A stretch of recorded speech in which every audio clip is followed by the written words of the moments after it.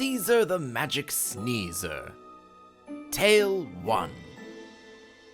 Cesar uses his magic sneeze whenever he is able. Ah-choo!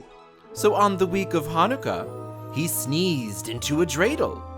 He spun round and round, causing quite a tizzy, but sneezed back into a boy once he got too dizzy.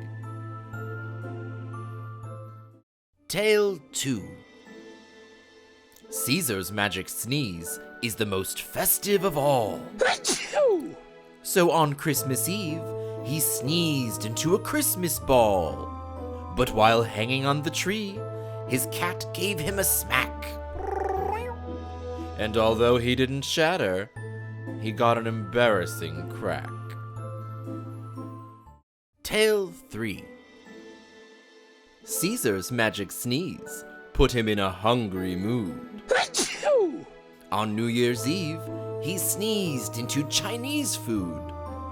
Waving his noodles, he performed silly tricks, until his carton was emptied by eager chopsticks. Don't forget to like, subscribe, and share so you and your friends never miss an adventure. Ah-choo!